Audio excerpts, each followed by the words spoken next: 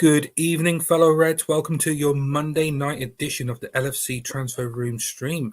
I'm your host, Charlie, as usual, on a Monday, and I'm joined by my illustrious guests. People I love talking to every Monday. They make my it's a perfect start to the week. So, as always, it's a pleasure to have these gentlemen join me today. Dean, how are you, mate? Yeah, not too bad, mate. Just come back from a mini break, so it could be better, but I'm always happy to be on stream, and Yeah, what a start to the week, eh? yeah. Anywhere nice? Yeah, just down south, down Cornwall. A bit cool, obviously, Oh, but no. was Cornwall's nice, lovely. Yeah. I love nice Cornwall. to be by the beach, in to say. Yeah, absolutely. We'll talk about the Cornwall because there's lots of good places there. And how are you, Paul? Well, I'm doing very well, man. I survived the Super Bowl. It's a pity my team wasn't playing, but it was a very good game. Just looking forward to the rest of the Premier League season and hope we can just rack up some more wins. Yeah, we have to kind of send our condolences to Stephen, the one of our guys in the group. He hosts a lot as well. Does a lot for the channel. He's a massive 49ers fan, and he's a little bit down in the dumps today, following the results yesterday in the Super Bowl. So if we can take anything, I think this is a real tenuous kind of series of events. The last time that the Chiefs beat the 49ers in the Super Bowl was the same year as when Liverpool won the league in the COVID year. So if we're going to go for it, if any type of silver lining to the grey cloud over Stephen's head, he's taking that. So hopefully that's it. We'll get a league win this May. So hopefully, fingers crossed. I just want to say thank you to all that have joined us. Jay, as always, thank you for joining. I'm always pleased to have you on. So we'll crack on. Let's get some conversation going. So we'll always start off on a Monday. It's kind of close to the weekend, close to the last match day, and we're just going to talk about the match. Have a kind of a general kind of conversation about how we played and kind of general thoughts about what happened. What are you looking forward to and stuff like that. But Dean, I'll start off with yourself. Do you have any kind of general thoughts about the game over the weekend? Burnley played well. Yes, they did. Whether we made them look good, who knows? Maybe that's just the way that Burnley played. They leave themselves very open. Incidentally, they could have been battered, 6-7-0, 6-7-1, really. Any other day, their keeper has had a bit of a worldie. It's just one of those games. Job done, right? Surely? Yeah, at the end of the day, it was just about getting the job done. You see at the end, Jurgen was very much, I just want to get through this game with all the absentees, the illness going through the camp. He just wants to get through it, get 3 points, bounce back from the Arsenal defeat. We did make him look good for the first 45, and to be fair, we deserved to be level at half time. We didn't really play our game very well. We were quite limited in opportunities. We were a bit iffy at the back. But overall, we just stayed in it, played our game, and we opted second half. And then ultimately, we just ended up winning the game, taking our chances. And bar probably one chance, they had it 1-1, I think. I think it was 1-1 or 2-1 up. I can't remember exactly. I know they had two, didn't they? Was it Fafana had two chances? Yeah. Because they put Callaghan and then he puts one wide. Bar them two, we played our game and did what we had to do. We don't know if anyone else was being affected by the flu that was going round either. Like a couple of lads seemed a bit off the pace. It was just an awkward fixture for us, in all honesty, just in the circumstances. But we got through it. It ended up being a professional win, and hopefully we can get some lads back for the next game. Yeah, no, I agree. I think that point about if there's any other players that are being affected by the flu. I know we talk about man flu in this country, Paul, but it's dreadful when when you get the flu, it can affect you in different ways, can't it? You can either power through and you're generally okay, or it hits you like a ton of bricks and you're out for 10. Maybe there's something around that. Certainly at the back, we were a bit very sluggish. Again, Virgil was very, very sluggish. Maybe he's kind of still suffering from the after effects from feeling the flu, from having the flu a few weeks ago. And there's a little bit of, rustiness. Trent was a little bit rusty. Robbo seemed really good, full of energy, but maybe didn't have the full Robbo experience, 100%. But generally, what are your thoughts about the game over the weekend? A couple of things. I think we were surprised by how Burnley played, because I think a lot of us, and probably including the manager, was expecting Burnley to sit back in a low block, because very few teams at that end of the table come to Anfield and try to play expansive football. So I think the game plan was how to play against a low block team.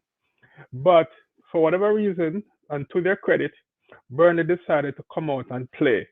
I guess their thinking was, if they sit back, they're gonna concede sometime. So concede, to lose 1-0 or to lose 4-2, what's the difference? So I think they surprised us to come out and play, which was eventually good. And another observation I have is, we can get by, but we do need our big players. We need to have our best players fit and ready again. We need to see Mo Salah back available and playing. We need Szoboszlai. We need Trent at full fitness. Even though Queeve did put a foot wrong in the net, in the goal, he had a very good game actually. I still believe that when Alisson is back there, the confidence that he gives to the guys in front of him in defense affects how everybody play. So yes, we can get away with 2 or 3 or 4 games, but now we are ready for the final push, and we need to have our first 11. We need to see Salah at right wing. We need to have our best midfield 3. We need to see Trent inverted again, and we need to have our best guys at the back. Yeah. Without that, we're going to struggle to maintain this 100% win record for the rest of the season, which we might need if we're seriously going to beat Man City or Arsenal to the title. But having said that, we got 3 points. So, we just have to move on and try to get 3 points for the next game, which will be very, very difficult. But the game was a little bit more difficult than I anticipated, primarily because of how Burnley, to their credit, decided to play, which is, was good at the end of the day, but it was a little bit surprising to me. Yeah, they were plucky. That's the way I see it. Looking at the stats, we had 71% of possession, 25 shots compared to their 9. We had 10 shots on target, as I kind of alluded to earlier. I think their goalkeeper kept them in it for long periods of the game. Passing was really good from us compared to theirs. They were very much kind of hit and hope. The referee probably didn't help the game either. I think again, we had this general conversation about the referees, but I thought the referee was quite poor. Booking both managers. Some of the decisions that we've seen over the last couple of weeks, again, it's just kind of coming back. The Konate red cards, the 2 yellow cards. I think any other player, Saliba did it on Nunes, didn't get a card. And then what happened on the weekend, some of the yellow cards that we saw just were ridiculous. Just a little bit of common sense from the referee.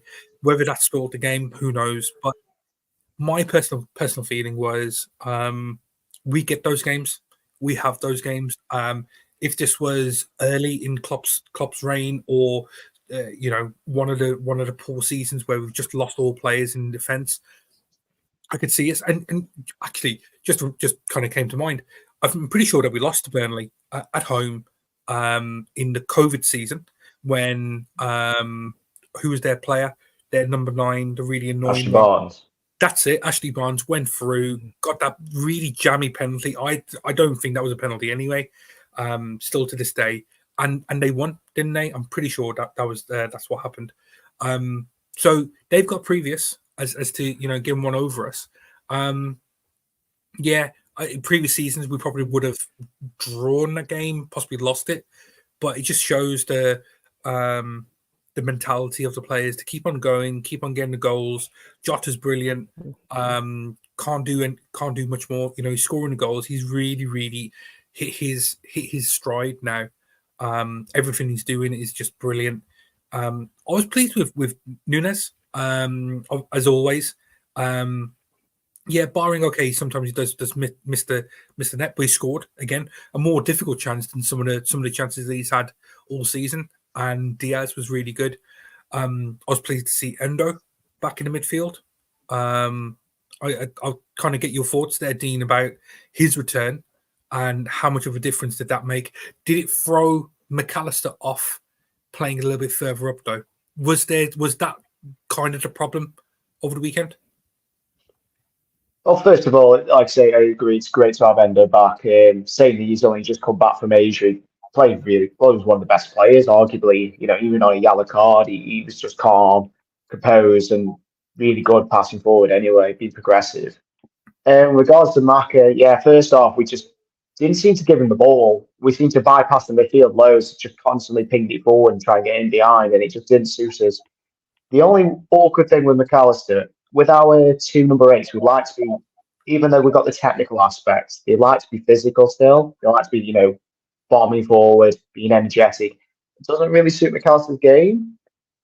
But so we didn't utilise his strengths of giving him ball to the feet and see what he can do with it. We just constantly tried to get forward too quickly. But second half, we did utilise him a bit more, and he was able to pull off some better through balls, better passing forward. So it is going to be a bit more awkward when he does play in the 8 because he's not used to it for us in our system. It will come in time because he has done it a couple of times. The other time was the Europa League game when we lost. I think it's against Toulouse away. It didn't suit him playing further forward. Could be a similar type of thing. We do need Szoboszlai back. He just adds something different to that midfield. That's just a testament of how good he actually is. The running power, the pressing he offers to the team. Another point about the game, we missed so many key elements to the way we play. So most of our spine wasn't actually there as well, which is a testament to the players that actually saw the game out. So no Alisson, no Konate. Trent was only played 45 minutes. And to be fair, Chris Jones did a really good job at right back, really. And Robertson obviously still coming back to full fitness. Endo just comes back from Asia. McAllister, who's not usually playing as number 8, is thrown in because they haven't really got many other options. Because apparently Gravenberch pulled something in the warm-up. That's what Klopp said about something. So loads of these key elements were thrown into the game, and it's like, well, we're going to have to deal with it. When we get up against a team that's going to have a bit of confidence through all that. Looking at Liverpool's state of injuries and the illness going through the camp, you're thinking to yourself, we've got a chance here. And they did have a go, and it caused some problems for us. But we saw it through in the end of the day.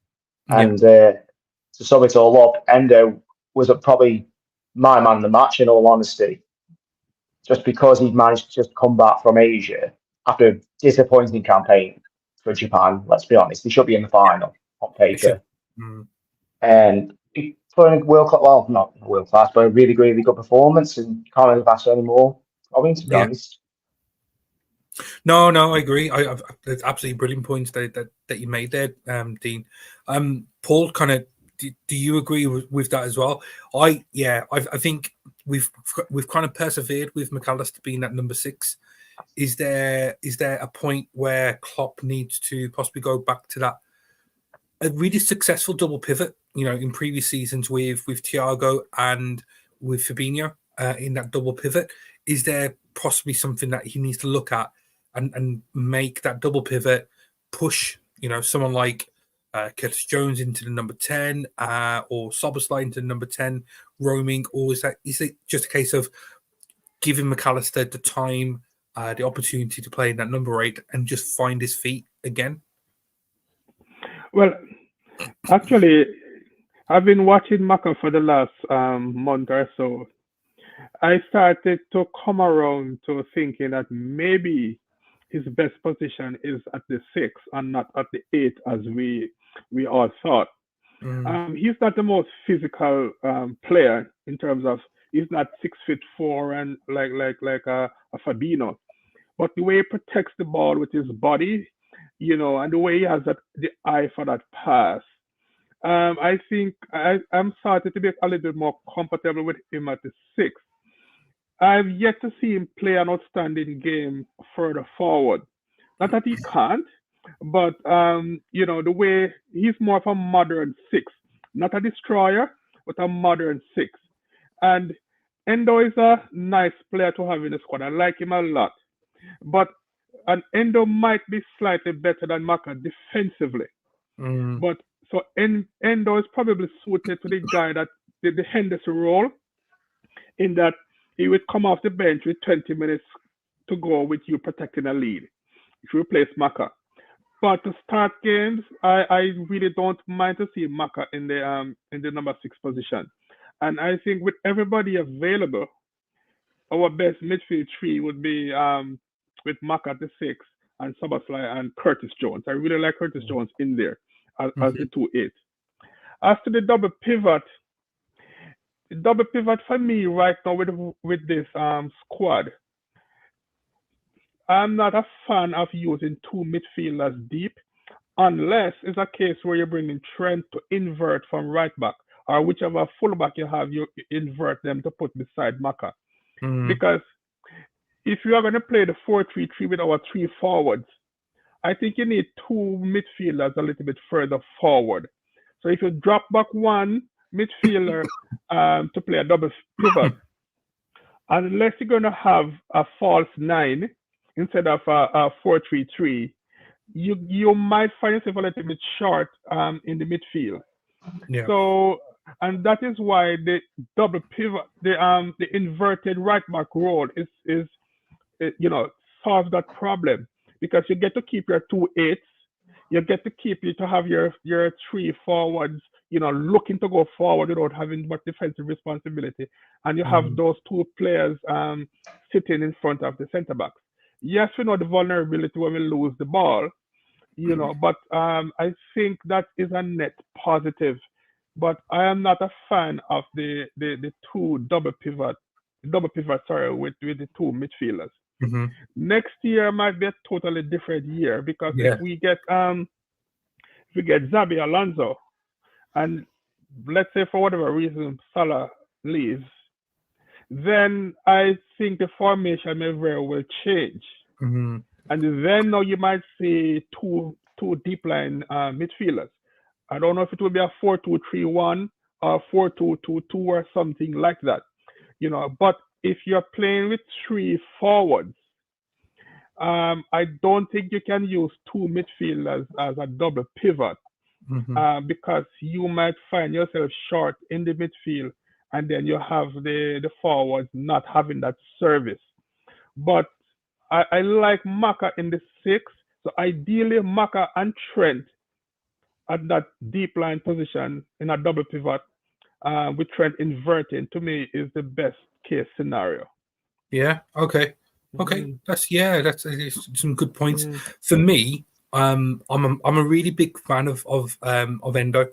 Ouattara, he's got that ability. If he plays as that sole number 6, because he spent so much time playing as centre back, he actually drops back into like a third centre back position. Picking up the ball, doing whatever he needs to do. And I think that's quite vital.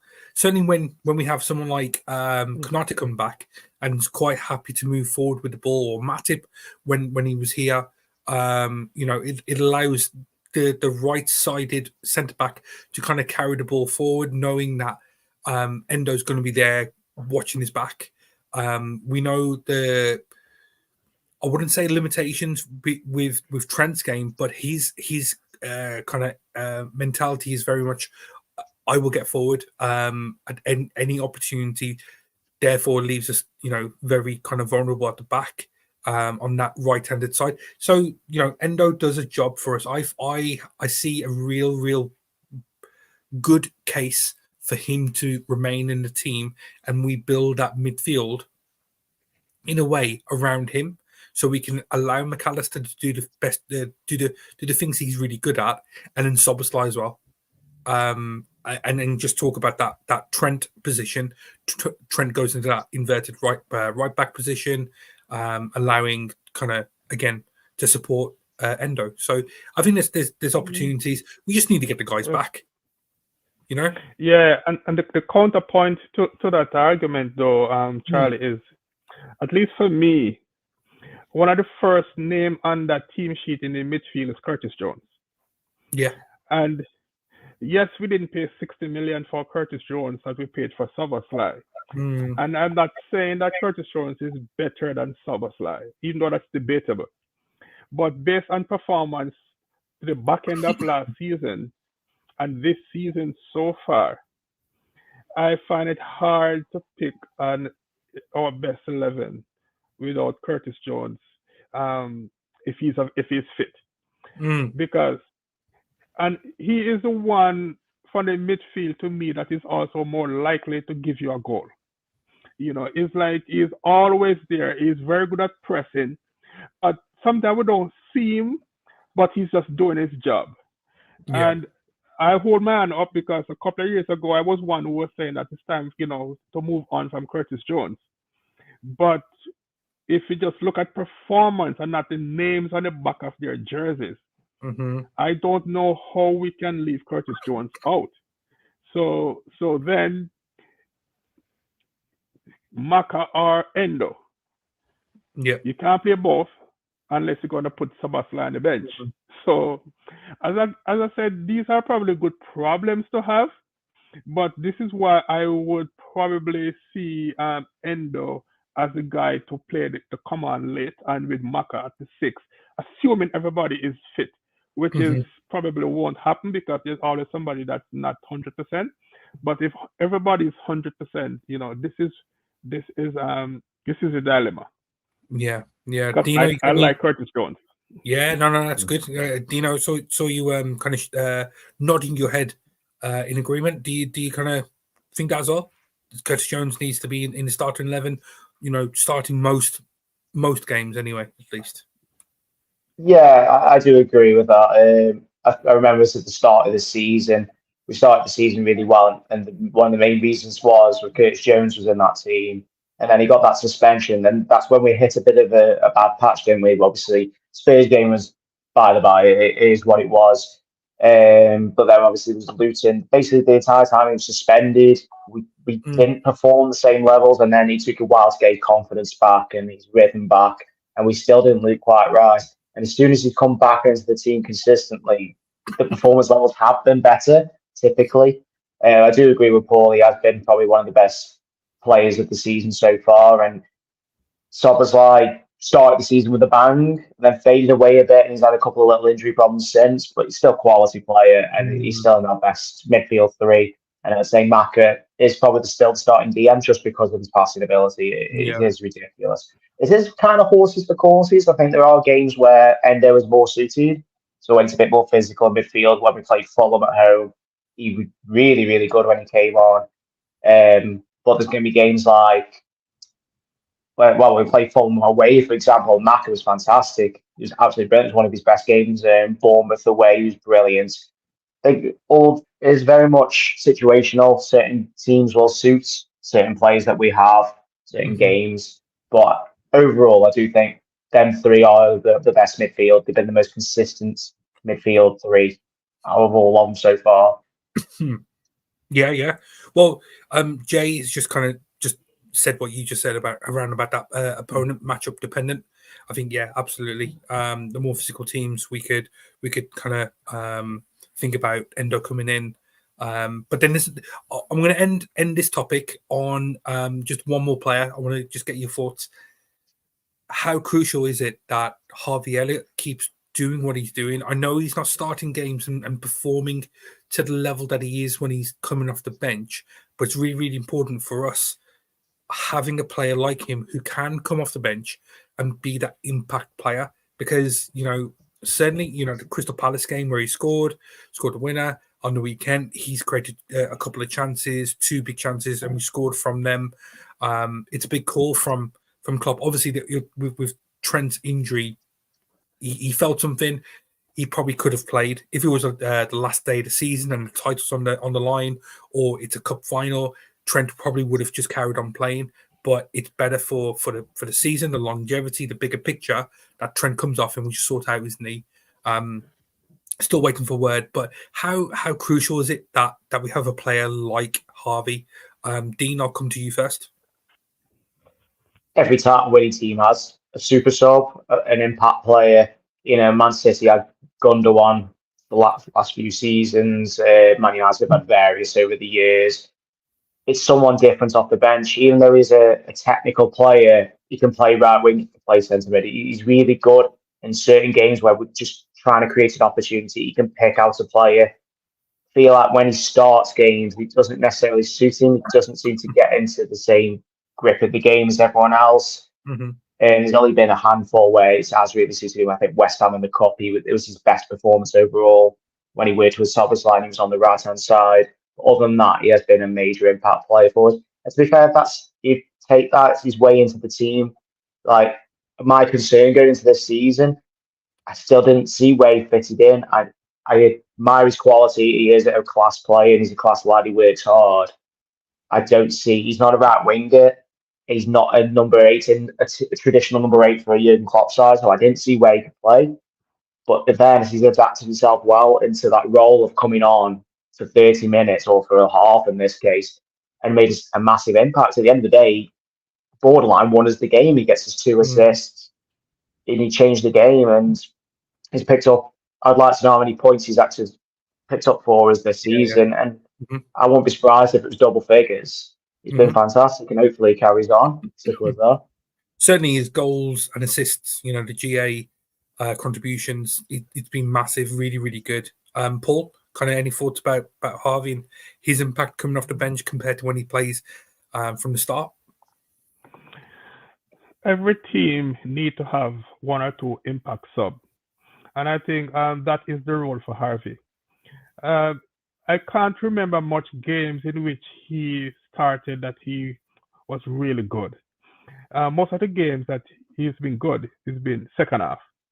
It reminds me of a couple of players.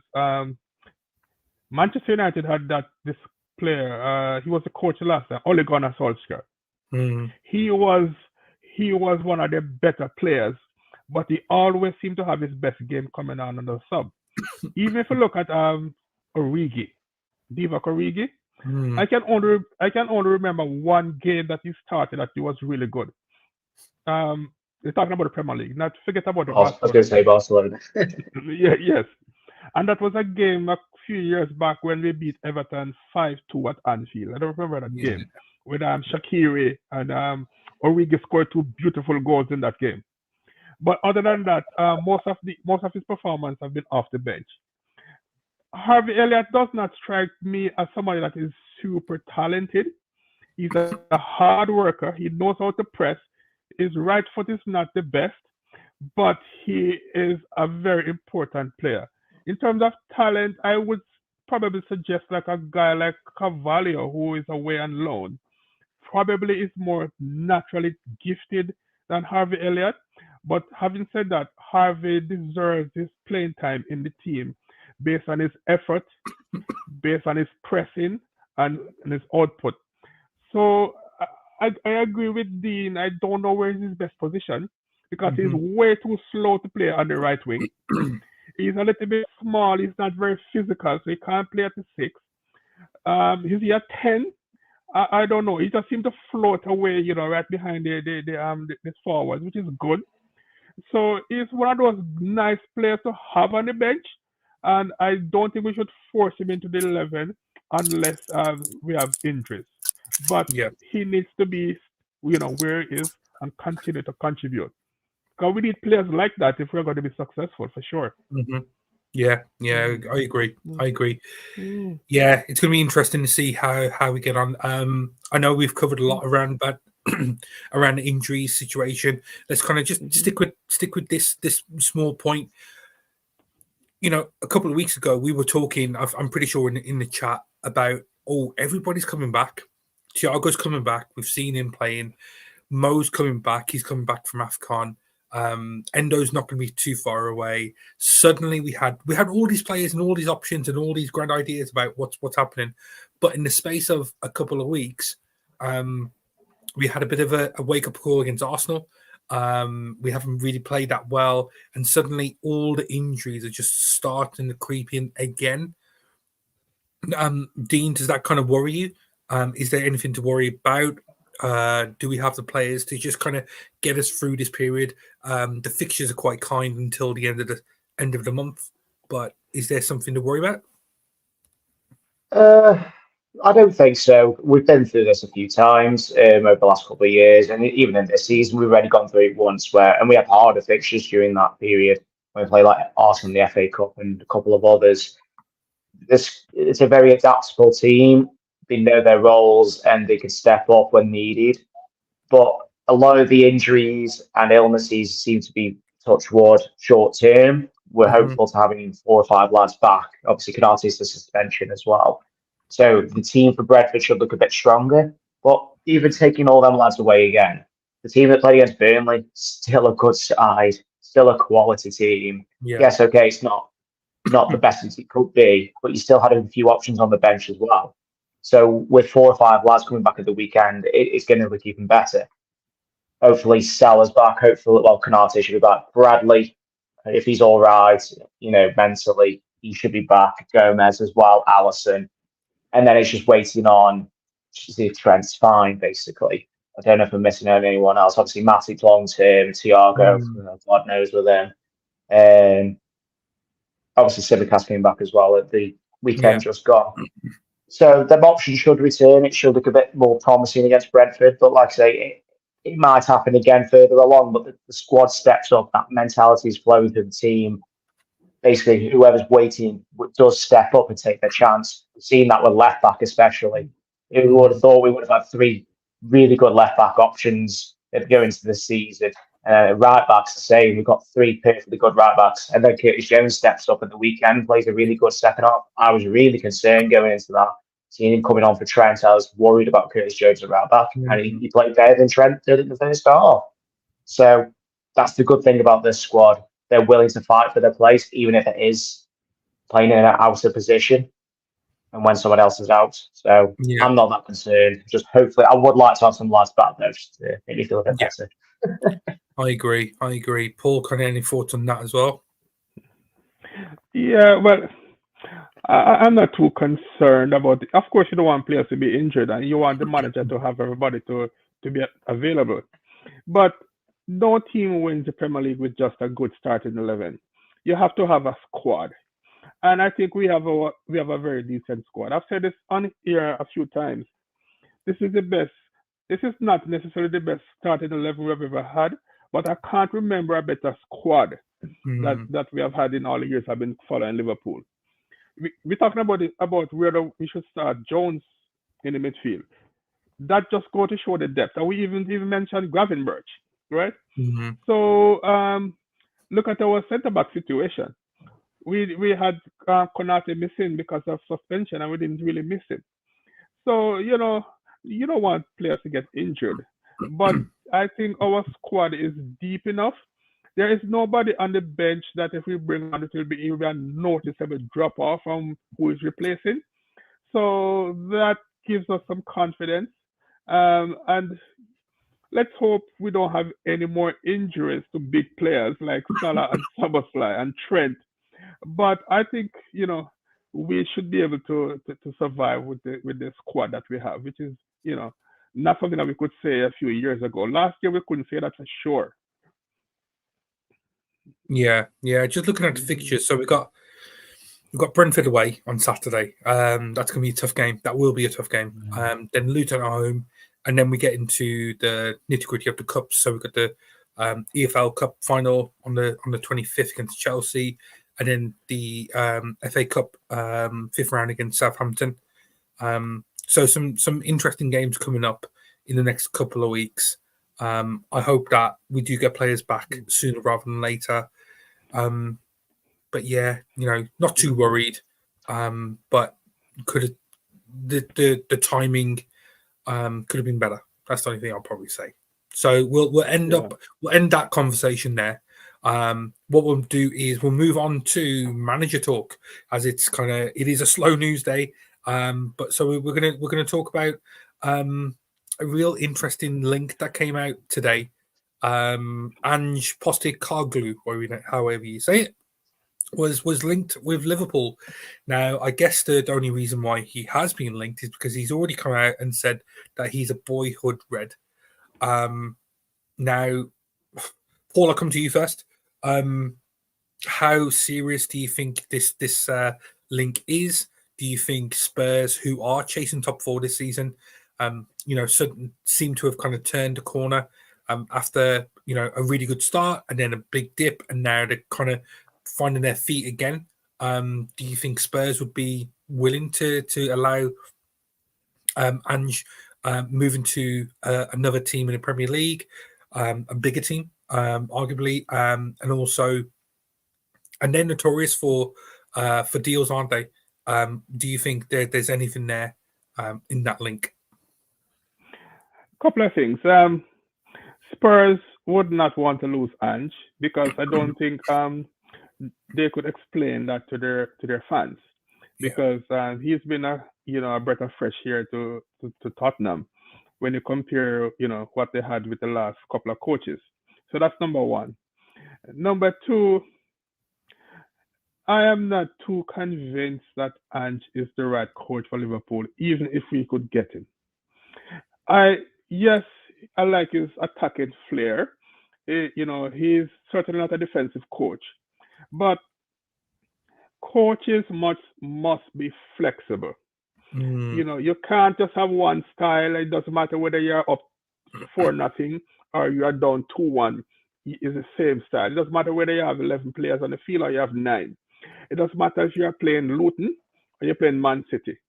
You have to be adaptive, and I don't think he's that. He looks to me like the kind of guy who has every excuse, for a loss. So I'm not so sure he's anything more than a one-trick pony. He has a very good one trick, but I'm not so sure he would be my pick, because I think right now we have the best defensive record in the Premier League. If not the best, second best. If Ange was our coach, based on his style of play, we maybe would have scored a couple of goals. That's debatable, but I think we would have considered a few more if we play the way he instructs his players to. I'm not so sure I like to see my centre backs at the halfway line, against every team. So it won't happen, but I'm not complaining, because I don't think I would want Ange right now at Liverpool. Yeah, I think the game that convinced me that he probably wasn't the right man, even if that link was anything more than what it is, just paper talk, was the 4-1 defeat to Chelsea. I have never seen a team defend the way that they did.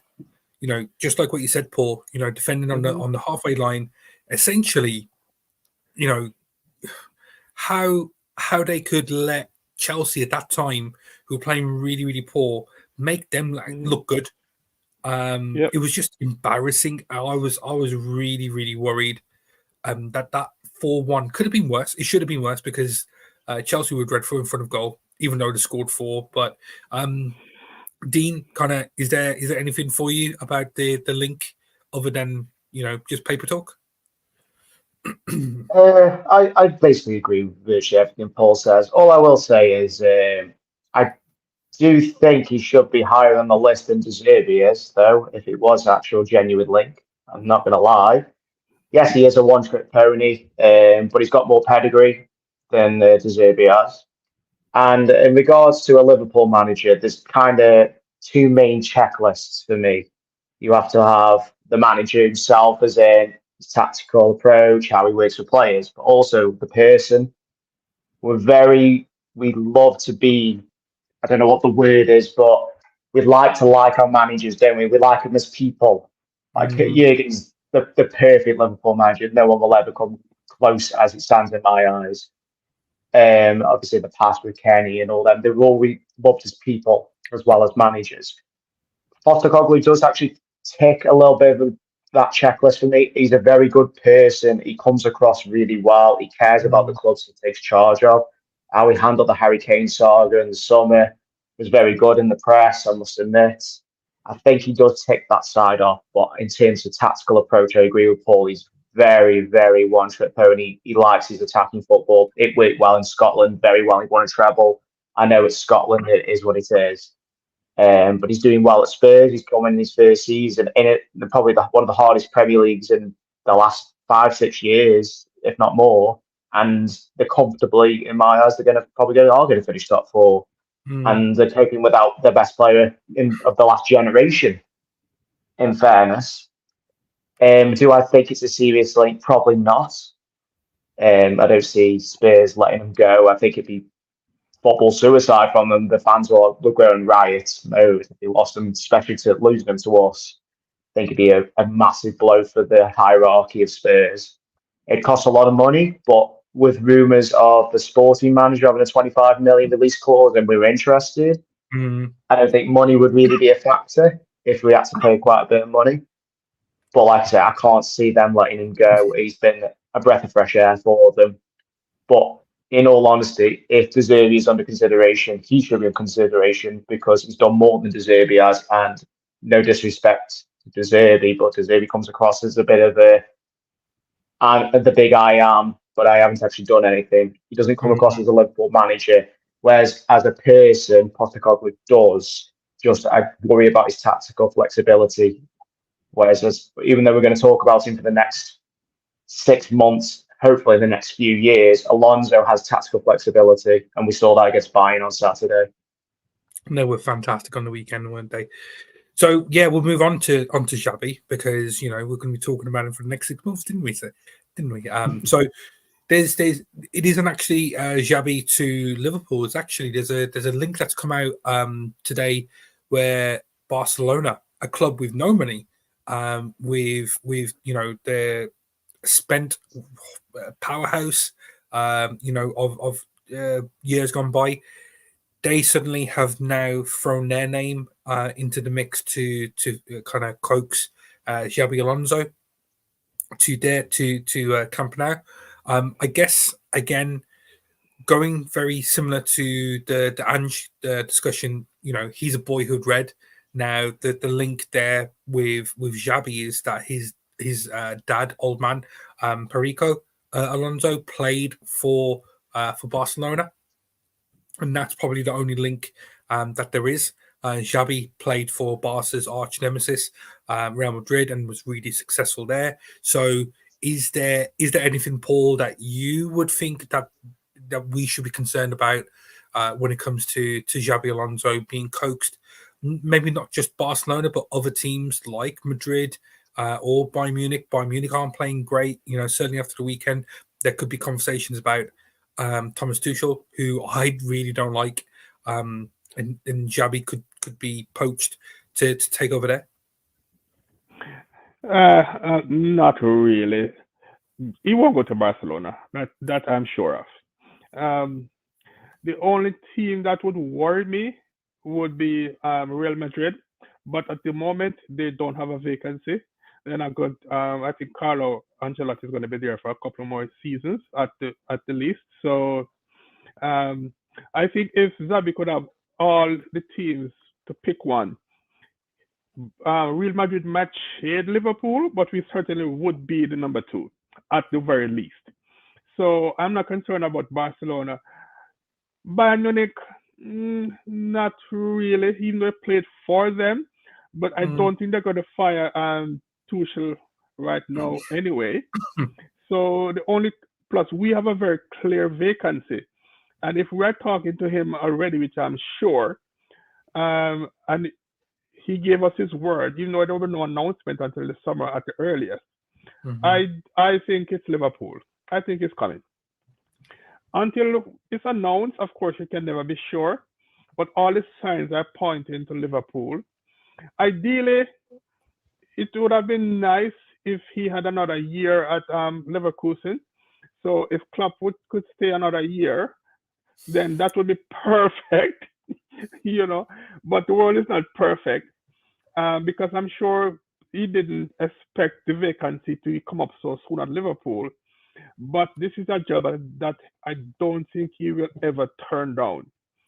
And Leverkusen has basically said that if he wants to go, they will allow him to go. So I think it's Xabi. I just can't see anybody else. And as related to the Premier League, there's not many managers in the Premier League right now too who I see as serious contenders for our position. I agree. I don't like De Zerbi either. Maybe the Brentford manager, but that's about it. Yeah, no, it's absolutely agree. Jay has kind of just thrown out a really good thing, and it just kind of read my mind because I was going to bring this up and ask you, Dean. And I think the difference between ourselves and Madrid, and certainly Bayern Munich, is when you hear Xabi talk about his previous clubs, he absolutely adores Liverpool. There's a few things. His children, or his child, was certainly firstborn, was born in Liverpool. I remembered it was the Inter Milan game, wasn't it, where Xabi stayed at home, and that may have caused that rift with Rafa. Was kind of the beginning of the end in terms of that relationship, and the Gareth Barry situation in the summer where we tried to get him. But each and every time, his kids have said that they want to come back to Liverpool. So the family kind of have that thought process: it's Merseyside. I want to be in Liverpool. When we've seen previous interviews, and just Anfield is a shrine. It's different to Madrid. Madrid are very much the here and now, whereas Liverpool is past, present, and future. I guess kind of what I'm trying to say is I think he loves the club. I think he has unfinished business, certainly here, from the Rafa days. But do you think there's something there?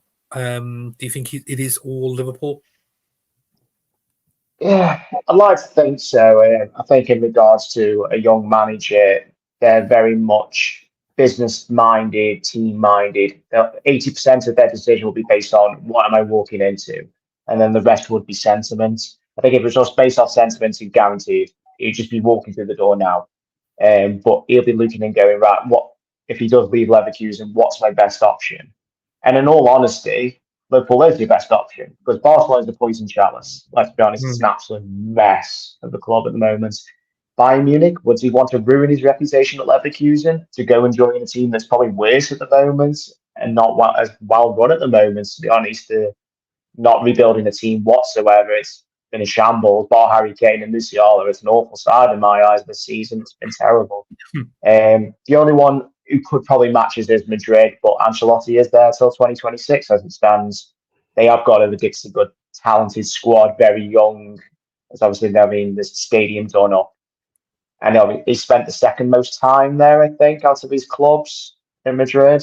So they would be the main rival. But like say, Ancelotti's still there and should stay there for a couple more years. It makes sense. Liverpool is the perfect place for a young manager to thrive. It's a young, adaptable squad. It's already hitting heights. It's a club that's financially strong. It's a club that's also just had a new stand built. It all looks promising to a young guy who's building his reputation more and more just to come in. I agree with Paul. I'd like to have more, a bit more of a sample size, having another season at Leverkusen. But unfortunately, we're not in that position where we can choose that. And the list of candidates is quite poor in comparison to what we currently have. You've got Xabi, who's currently taking on the behemoth that's Bayern Munich. And then you've got, in all honesty, the average managers in comparison. Thomas Frank, I do like him, but he's involved in the relegation fight as we speak. That would be the most underwhelming person to bring in. Like De Zerbi would say, in my eyes, it'd be underwhelming. So he's the only one that's like the standout candidate. That's why he is the clear favourite. It's just a case of, do the owners feel the same? I think all the fans feel the same. I think even if you ask the players and they could give an honest answer, they would say the same. It's just whether the owners and the data and all that lines up and we make the right approach. But I think common sense shouts Xabi is the one. Yeah, so for me, what I thought about that is if I took Xabi out the equation, the type of manager I want is someone that's got previous who has won league titles. in certainly another league, another couple of leagues would be great. I personally wouldn't want an up and coming manager. I want the real deal, someone that comes in who knows what to do and wins us titles. Ancelotti, you could think of Luis Enrique when he was at Barcelona. That time there, those type of managers. Zidane could be one. Zidane wouldn't want to come here because he doesn't speak great English. If at all, he said he doesn't want to manage in England. Is he actually that good? Who knows? But for me, Xabi is the it's just the exception to that. How about Gareth Southgate? Sorry? How about Gareth Southgate? Oh my lord! Oh my word! Let's not start about Gareth Southgate. Relegation with Middlesbrough, has had the best generation of footballers England's ever produced, and hasn't won anything. Plays dour football. We could just go on and on and on. And his inability to choose Trent, who's probably the world's best right back, time and time again, just says it all. Just says it all. It continually picks Harry Maguire, Calvin Phillips. It's just mad. Jay has just mentioned there 4-5-1. I think it's just ridiculous. I would never, ever want Gareth Southgate. He could have Manchester United though. Happily let him go to Manchester United and be the manager there, but never ever step inside Anfield as a manager. No way. He's going to West Ham. I think he's going to West Ham after David Moyes left. Do you think? Oh, I don't know. I think Potter has been mentioned for West Ham. Or Palace. One of the two. I think West Ham could do well to get someone like Potter. Who knows? That might be a good shout. But yeah, I wouldn't want Southgate. Yeah. That was my little rant. That's not just a tease, though. I wasn't suggesting that we sign him.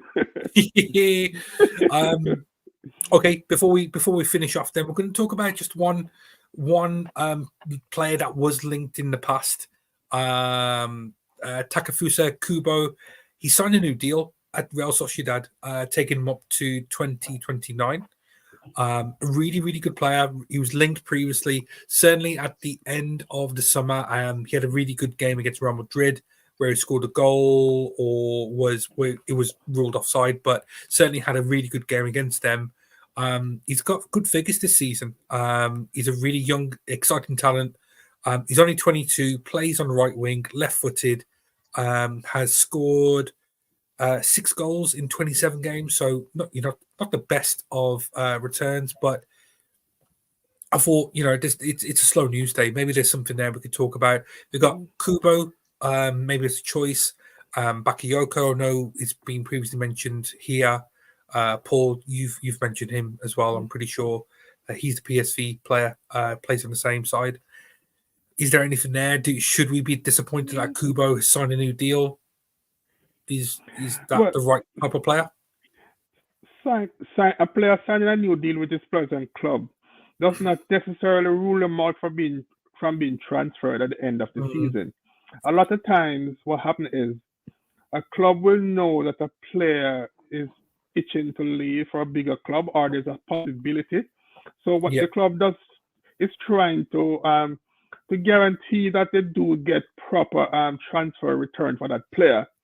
And they also, obviously the player don't have to sign, but then when a player is offered a guaranteed contract, it's hard for you to not sign that guaranteed contract because you want to leave, because you never know what can happen. You can get injured, you can lose form. So a player signing a new contract does not necessarily mean that they won't be leaving. Look at Caicedo last year, same thing.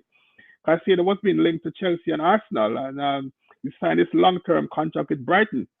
But we all know he was going to leave. So I wouldn't look at him signing a contract. That probably may mean that the club expect him to leave. Why they signed him to a new contract right now. So I wouldn't worry too much about that. If we want him, we go and get him. That's the bottom line. We have the funds.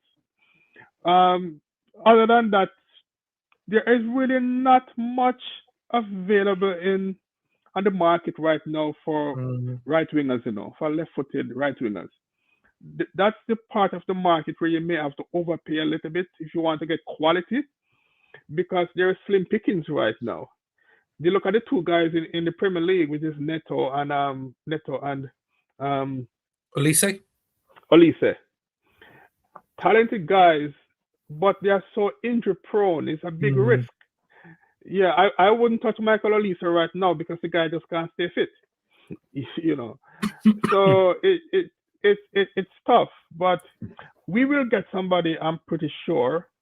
At the moment, I would think Bakayoko would be the leading candidate, but I wouldn't look at the fact that he signed a new contract, Japanese guy, to mean that he's definitely not leaving. So no, we can still get him. Yeah, I agree. Dean, is there something there? We'll finish off kind of like next 5 minutes in terms of the difficulty in trying to identify a player when a manager is leaving at the end of the season. So a new manager comes in with his own ideas. We know straight away that Xabi, if it is going to be Xabi plays kind of a 3-4-3, perhaps, just very simple terms, or, a free, I think someone mentioned in the comments a really, really good way of describing it, a 3-4-2-1 or 3-4-1-2.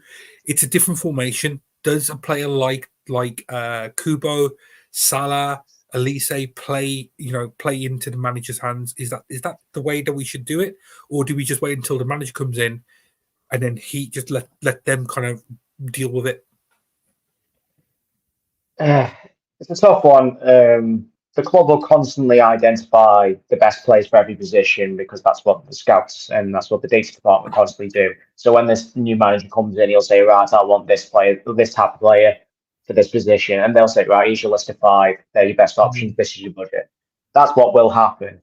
Another route could be like, right, this manager plays this style of football. We'll go with these type of players, that type of thing. This is the awkward factor we have got. The big question mark is Mo Salah. Does he suit, let's say we do get Alonso, does he suit playing that inside, just behind the striker role? Maybe not. He has got the playmaking ability, and he obviously still has the pace. Or if we do stick with the 4-3-3, will Salah want out with Klopp's going? We don't know yet. Obviously, we're still apparently talking to him about a contract. We will have, obviously, not replacements, but the next, person in line. We will have a list of that ready. Bakayoko is a great shout. We've discussed right wingers before going into this summer, but obviously that was with Jurgen Klopp being at the helm, planned to be at the helm at the time. Bakayoko is the outstanding candidate because there isn't many right wingers out there. Goal scoring left footers, there's hardly any. Olise, I don't see him as a right winger to like in our system. I think he's more of a playmaker or a narrow wide man, if that makes sense. So on an inside right, someone who plays that type of role. I don't see him playing as a right winger in our system. It's an awkward one. It's all a bit up in the air in the moment, isn't it? So we just don't know what's happening. But like I said, the data department will be constantly active in identifying people for each position.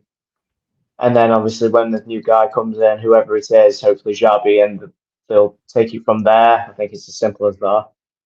Yeah, it's going to be interesting. Yeah, go for it, Paul. Next season, when Man City gets relegated to the 2nd division, we'll get Phil Foden. A good player, really good player. Yeah, whether he would want to come over, he may make the move. Let's see. Could be an interesting one. But yeah, I'm not holding my breath with the charges. Yeah. Lovely. Right. I think what we'll do, we're going to finish on that. I think it's an interesting conversation. It's one of those situations where not much is happening in terms of transfers. We've got obviously the manager talk But I just want to say thank you for the guys. We still had a bit of a good conversation, didn't we? Yeah. Big game coming on the weekend. Let's try to get all our players back. I think we're still in a good position. It's tough being at the top, it's everyone's always chasing you. But it's good to be in that position, I'd say. So I just want to say thank you to Paul, to Dean, to everyone in the comments. As always, there's going to be a couple of streams on a Tuesday. You got your usual 7:30, and then your late night American edition, 2 a.m., 2:30 a.m. Please join if you're around, if you're available. Always support the channel. Hit those likes, subscribe. Whoa! Did you see that goal, Dean? No.